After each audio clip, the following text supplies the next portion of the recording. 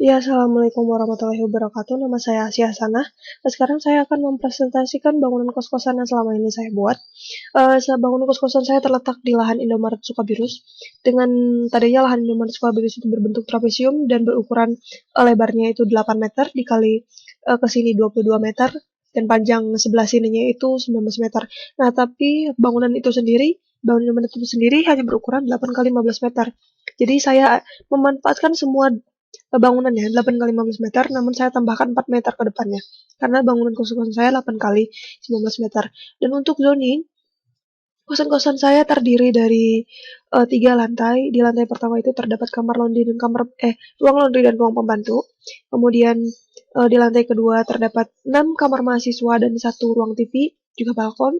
Kemudian untuk di lantai ketiga itu terdapat 4 kamar mahasiswa dan satu kamar ibu kos, kemudian ada dapur dan juga ada ruang makan. Setiap kamar itu ada kamar mandinya masing-masing gitu.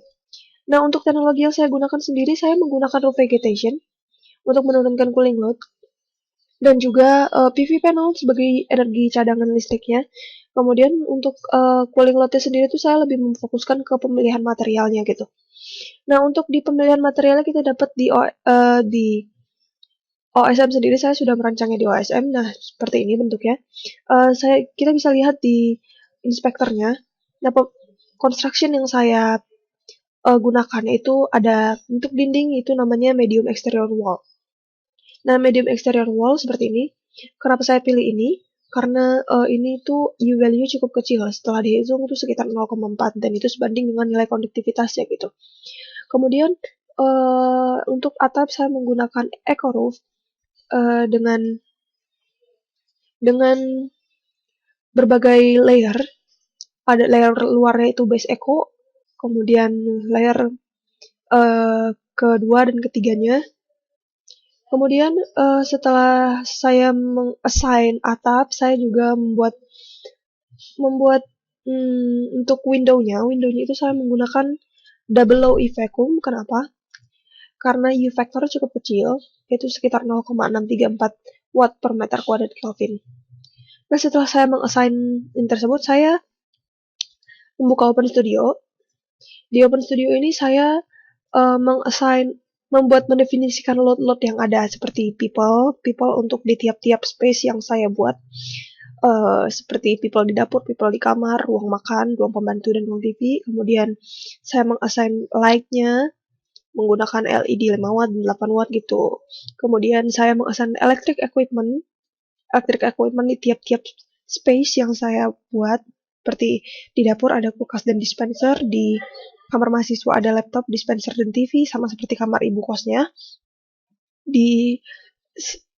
Setelahnya ada mesin cuci dan setrika di ruang laundry, kemudian TV kamar pembantu, kemudian TV, kulkas, home theater, dispenser di ruang TV, dan juga water heater di kamar mandi. Kemudian untuk gas equipment sendiri, saya menggunakan equipment kompor gas dengan desain levelnya 100 watt. Setelah saya mengassign ini semua, saya membuat schedule ya untuk masing-masing definisinya, yaitu seperti ini ya. Ada untuk equipment, ada untuk people, dan ada juga yang untuk lain-lainnya seperti lighting. Dari situ saya dapatkan hasilnya di sini di milestone 2 itu EUI-nya sekitar 459,44 megajoule per meter kuadrat, dan juga untuk PV panelnya. Nah, ini PV panel yang dihasilkan untuk milestone 2. Kemudian untuk tarifnya saya mendapatkan sekitar 4.794,37 dolar. Cukup besar. Namun saya mendapatkan berbagai feedback. Feedbacknya itu yaitu mereschedule kembali, seperti karena tidak ada mahasiswa yang ngekos selama libur semester, jadi pembantu tidak ada. Jadi saya mereschedule ulang kamar pembantu dan equipment yang berhubungan dengan pembantu. Juga equipment yang di ruang TV saya buat kulkasnya mati dan dispenser mati, karena yang tinggal untuk selama libur semester hanya ibu kosnya. Dan ini terdapat perbedaan pada milestone 3. Nilai UI yang dihasilkan 457,15 berbeda dengan yang tadi ya. Yang tadi itu lebih tinggi. Nah, kemudian untuk PV panel Yang dihasilkan ini segini. Nah, kemudian untuk tarifnya sekitar $4.772. Dari sini saya menentukan uang sewa untuk per anak-anaknya itu didapat 3 juta rupiah per bulannya. Itu sudah dikalkulasikan dengan gaji pembantu yang 1.800.000 per bulannya, yang sudah dikalikan 9 bulan karena mereka dalam setahun itu bekerja hanya 9 bulan, libur semesternya tidak dihitung ya. Kemudian untuk tarif listrik tadi $4.772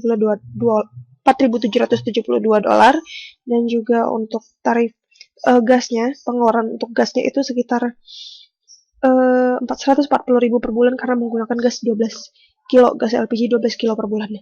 Mungkin sekian presentasi dari saya, terima kasih.